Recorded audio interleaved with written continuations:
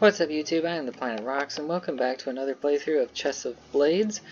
Do be sure to subscribe to my channel, hit the bell for notifications, and please do like this video. You can also follow me on Twitch and Twitter, and please do like and follow my page on Facebook. And so, without further ado, let's begin the rest of the playthrough. Right. With our murderous cargo safely delivered, Franz and I leave the guard's company and head upstairs, a slightly uncomfortable silence hanging between us as we return to the upper halls. Excuse me. A burning question weighs on my mind while we walk, so I decide to bring it up rather bluntly. I heard that you were showing a lot of interest in Celeste during the celebration. You know her? Trying to sound as casual as possible, I glance in Franz's direction.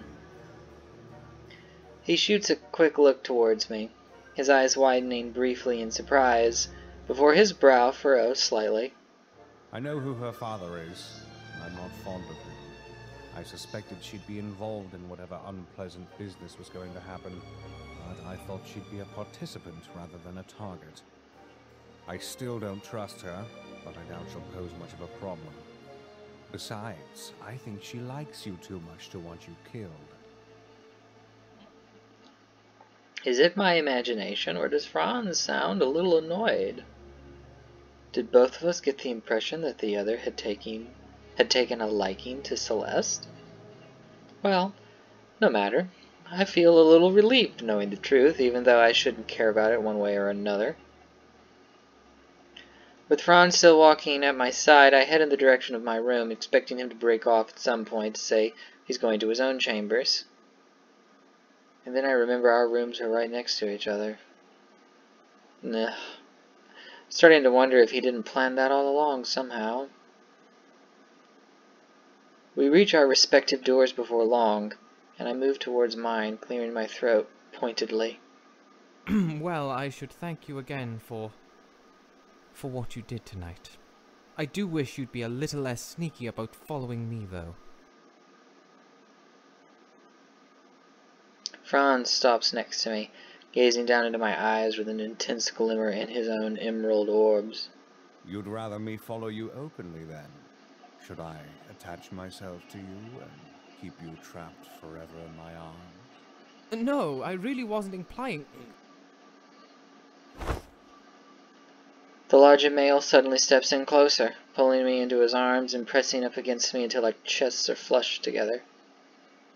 His heavy weight pins me back against the wall, and makes it so that I can do little but squirm futilely in his grip, feeling much like a mouse caught in a cat's paws. This is the third time. I swear I'm going to report you to the guards for harassment. I growl in annoyance, but the fear and anger that filled me during our first meeting is difficult to muster this time around. One of Franz's arms curls itself around my waist, while his fingers press behind my head and run through my hair, grabbing a rough handful. But it's so hard to keep my hands off you, kitten. Your innocence and fire are like a drug I just can't get enough of. He presses closer, leaning in towards my neck. The hand at my hair pulls my head back slightly, exposing my throat, where Franz presses his lips to my skin hotly, letting out a warm exhale that rolls off my flesh. The sensation causes a sweet shiver to course down my spine, and my breath catches. He traces a warm, wet line of kisses along the curve of my neck, all the way up towards my ear. Catching the lobe in his teeth, he nips it softly before dragging his tongue along the tender skin, nuzzling against me. It wasn't my intention to treat you like this. Not at first. But after we met on the balcony, something about your spite, your stubbornness, sent me tumbling into infatuation. You just keep refusing to be caught, and I adore it. Each time you slip away will make it so much sweeter when I finally capture you and make you mine.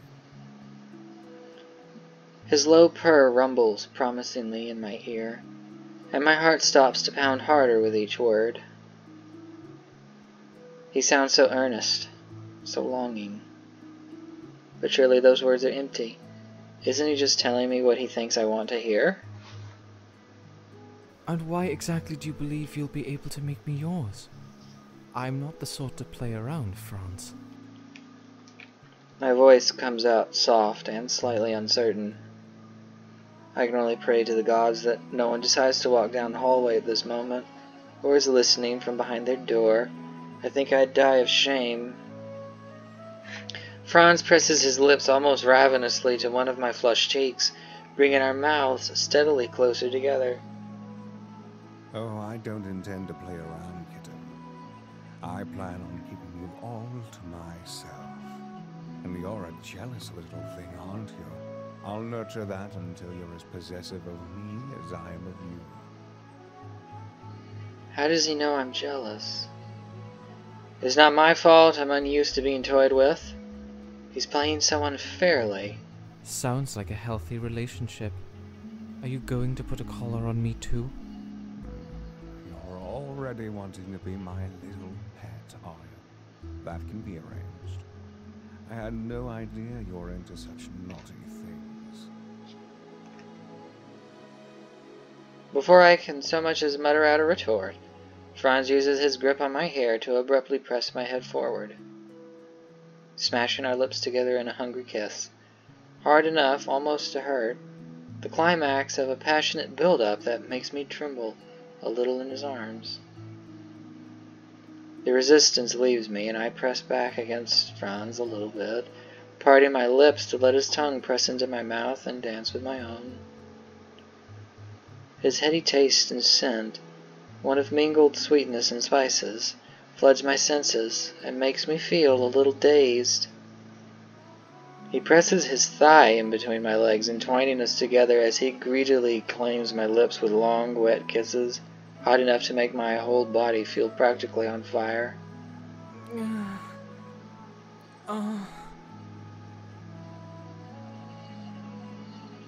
A delicious euphoria courses down my spine, into my hips, and an embarrassingly heated sound leaves my mouth when Franz breaks off the kiss to bury his face against my neck, biting at the soft flesh. I know full well that it'll leave a bruise, but I can hardly say that's at the forefront of my mind. He lavishes my jaw, cheeks, and lips with several more kisses, leaving wet marks on my skin before finally pulling back a little bit, voice still lowered in a silky growl. I'm taking you tomorrow night to the masquerade ball. You're going to feel like a princess by the time the night's over. And I plan to dance with you more than just in the ballroom. Franz offers me a warm, predatory smirk, his eyes gazing into mine as if I'm the only thing of any consequence in his world at this moment. You're awful. A princess doesn't go rolling around in the sheets with her bodyguard. You'll have to try harder. He chuckled softly, his fingers releasing their grip on my hair and tracing down the back of my neck slowly and longingly. At last he gradually loosens his embrace and steps back, still watching me with that intense and unwavering look on his face. Just you wait. I'll have you begging for me at the end of a few dances, kitten. Until then. Franz reaches out towards the door to his room, casting a lingering glance back towards me. I'll see you in the morning. Make sure you dream of me, although my balcony doors are locked, should you wake up in the middle of the night, wanting the real thing. Don't flatter yourself. I shake my head at him, huffing, before unlocking my door and quickly pushing inside, before he changes his mind and attacks me again. Slamming the door shut behind me, I let out a long, heavy exhale, resisting the urge to give in to my still shaky legs and slump down to the floor. I can't believe that just happened. Or more precisely, that I let it happen so easily. There have been only a few people I've felt anything for in the past, but I didn't think it was possible to get swept up by someone so quickly. And the more I learn about Franz, the more mysterious he becomes. I still don't know how he's familiar with my father, or why he's visited me on the first night and was so intent on protecting me. But I can't deny the warmth I feel from being in his arms, and the rush of excitement that his attentions, however salacious they may be, give me. To think I've gone from a self-respecting young man to gushing like a dazzled maiden in the span of a few days. Well, all I can say is that I'm quite glad that my parents didn't accompany me to this affair. After I catch my breath and recover my sense of composure, I undress and slip into bed, this time properly diving under the covers. There can't be that many hours left until morning, but I might as well catch a last bit of sleep before tomorrow. I'll probably need it, since there's still work to be done. I'm not out of the woods yet. The second murderer is still on the loose. As my eyes close, I feel the lingering warmth from Franz's lips on my skin, shivering slightly and shaking my head to rid it of improper thoughts. It takes a little while of restless tossing and turning, but eventually the haze of slumber settles back over me, and I drift into unconsciousness.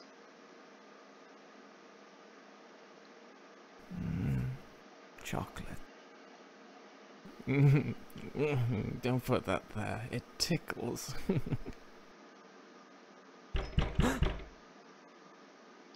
A loud knocking on my door suddenly bursts the bubble of my pleasant dreams. Startled awake, I push myself upright, blinking to rid my eyes of haziness. Outside my window, the sky is unusually dark. The soft pattering of droplets against the glass makes me realize it must be storming. Coming. I'm coming. One moment. I pull on my clothes as fast as I can, missing a few buttons, and rush over to the door to pull it open.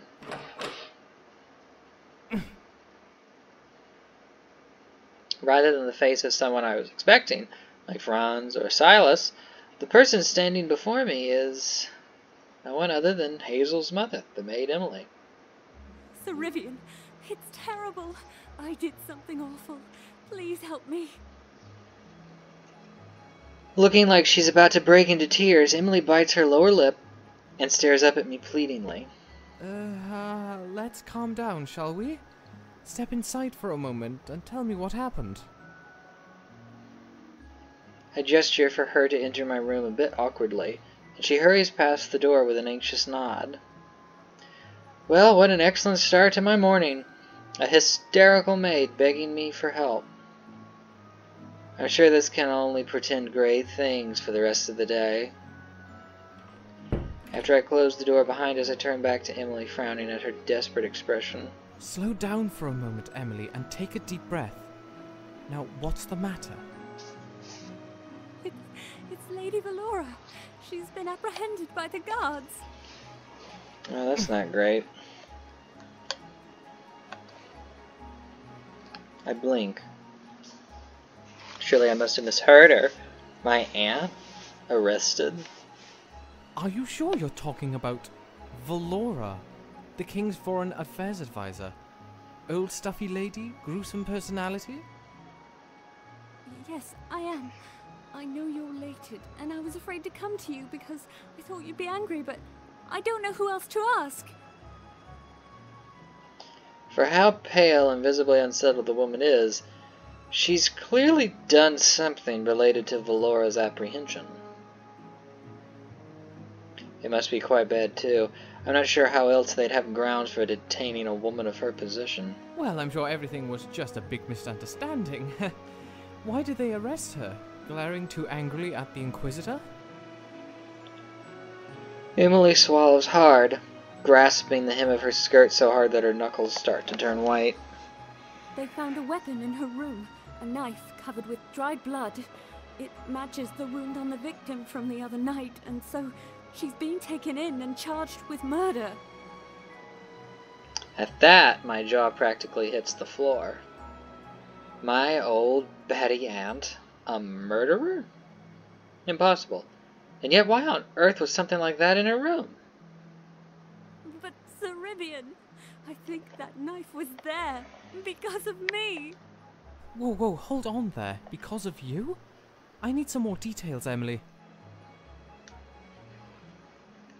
She brushes her trembling fingers through her hair, inhaling and exhaling a deep breath in a visible attempt to calm herself.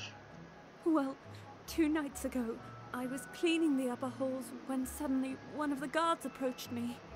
He gave me a small bundle of wrapped cloth and told me it was something Lady Valora had dropped, but as she was down in the ballroom, I ought to leave it in her room when I went to clean it.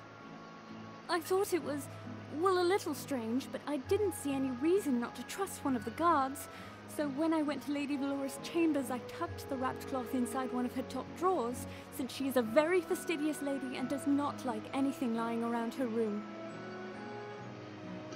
I can tell from her crestfallen, guilty tone of voice that she's beating herself up inside for being used to frame Valora. It's difficult to really blame her, though. I can guess who the guard she spoke with was. It must have been right after the murder. And now that I think about it, didn't that brawler from earlier say he saw her in the hallway that night?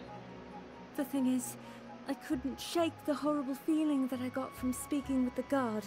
The way he gave me the bundle and very slowly, quietly, told me to put it in her room. It was almost like he was threatening me.